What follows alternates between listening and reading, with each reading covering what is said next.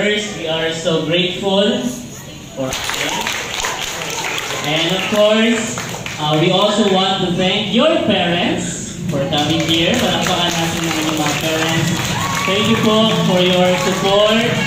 Thank you po sa Panginoon. Higit sa naman natin na kahit na medyo mainit po yung panahon, you stay there, you watch them. At sa mga batang ito, they appreciate ang inyong pong presence sa hapon na ito. So before we go to our closing prayer, some reminders po, we will have another activity tomorrow. So magkikita-kita pa po tayo tomorrow. We will have our excited sila. Okay? Excited po sila.